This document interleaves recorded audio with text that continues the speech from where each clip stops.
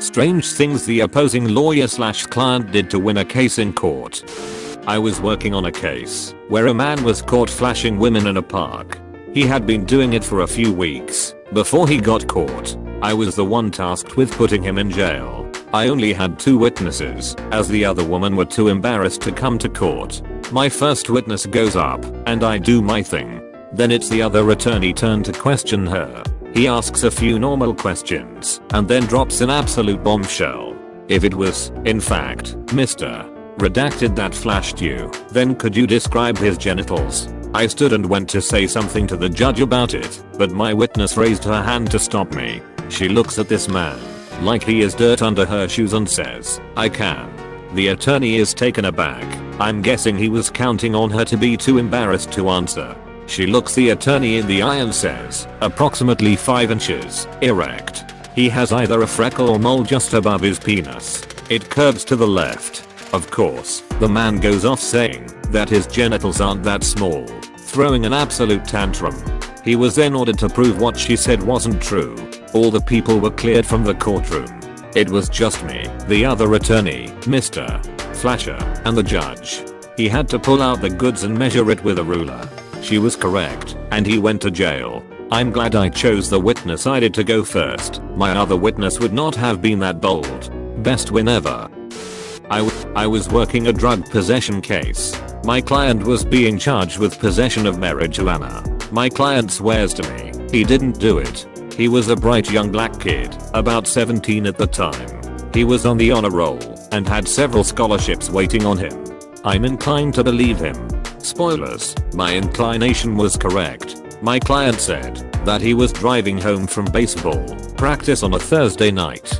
He is almost home when he sees the red and blue lights behind him. He pulls over and the cop comes up to his window. He asks where the kid was going and took his license. When the cop comes back, he is asked to step out of the car. The cop pats him down and discovers the weed in his pocket. I asked the kid what he was wearing at the time. He said an undershirt and his baseball pants. He said that the pants didn't even have real pockets. I thought that would be the nail in the coffin for this case. I was mistaken. The morning before the trial, the kid's mother calls me sobbing. She tells me that someone had written racial slurs all over the front of her house in spray paint. She also said that a note had been slipped under the door, telling the kid to not go to court or else. I rushed over to their home. It was worse than I had imagined. As I walk up to the door, I notice that they have a video doorbell.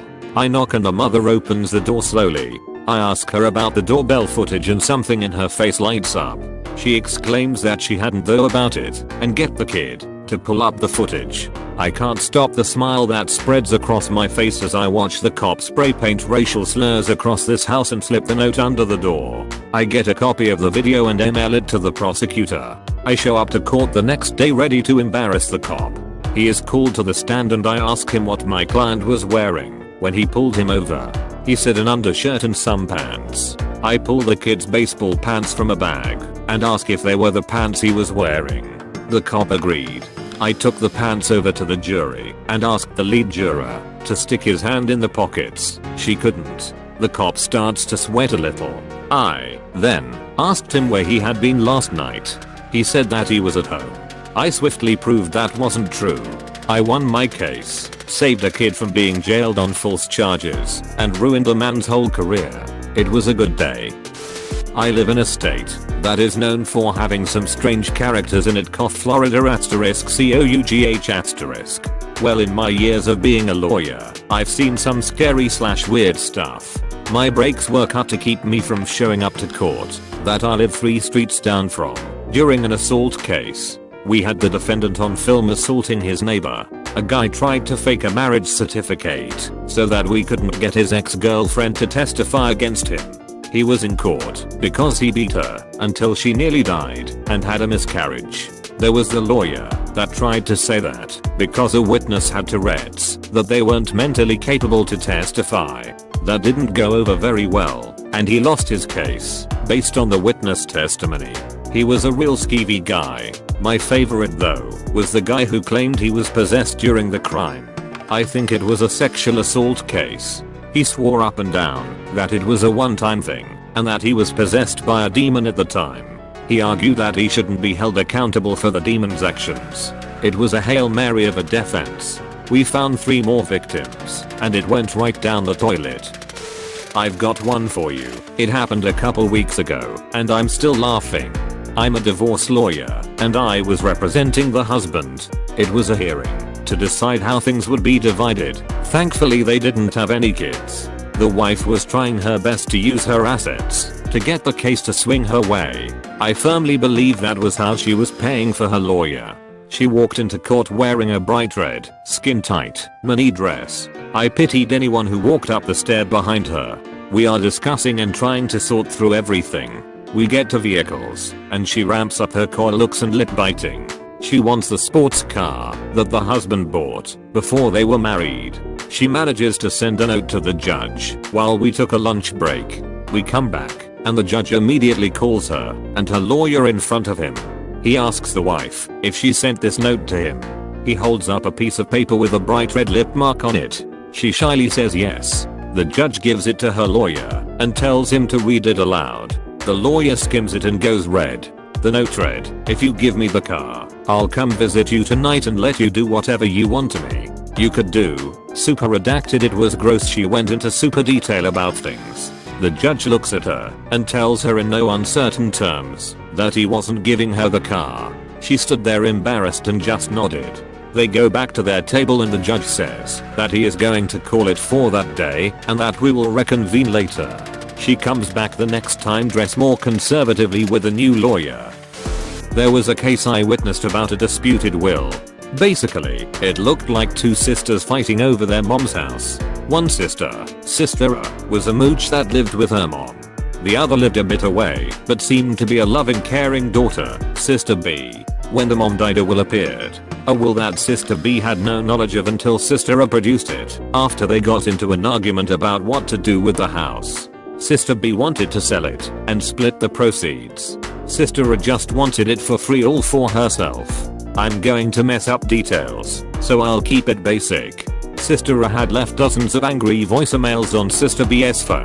This wasn't submitted evidence by the defense, Sister B's attorneys. So, Sister A's attorney didn't know about it in discovery. On the stand, Sister A made a whole bunch of comments about how her mother was lucid and clear-headed up until she died. That she wrote the will right beforehand. Then the defense attorney made her repeat what she said and reminded her she was under oath. She stuck to that story. The defense introduced the voicemails into evidence as perjury. The plaintiff's attorney objected, but was overruled when the defense explained that procedural rules permitted adding evidence in order to prove perjury. The voicemails, played in court, were Sister A ranting and raving at Sister B, telling her she would never get the house. Their mom had lost it completely, and Sister B wasn't there for her. She, the mom, couldn't do this, wasn't there mentally / had bad dementia, blah blah blah, and she would do anything to keep Sister B from getting the house. The plaintiff's attorney facepalmed so hard, Sister A turned white as a sheet. Sister B won. The judge ordered Sister A out of the house as it was to be sold, and the proceeds split. The will was thrown out as illegitimate. I was representing man during his divorce. He caught his wife cheating with several other people. He was a very well-off man and had a few businesses under his belt. We get into court and the wife's lawyer tries to introduce a prenuptial agreement. My client immediately grabs my arm and says that he has never signed an agreement. I asked to review the document, and it was granted. I bring it over to our table, and he looks it over. He looks at me and say that it looks like his signature, but that he never signed it. It entitled the wife to half of everything, including his businesses. I ask for time to verify the validity of this document. It's granted. I take it immediately to a handwriting expert I know. She takes one look at it and say that it's forged. She tells me that either it was done with a stamp or it was traced from a single signature. They all looked exactly the same.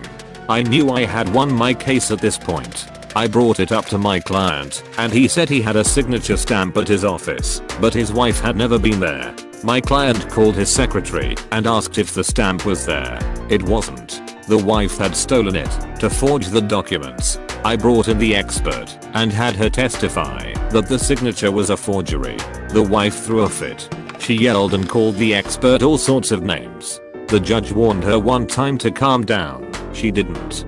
She was held in contempt and lost her case. As my client, and I leave the courthouse, I tell him that next time he needed to have an actual prenup, notarized and filed away. He laughed and thanked me. He has since gotten remarried. He had me draw up the agreement. The new wife came in and signed it happily. She had her own money to protect.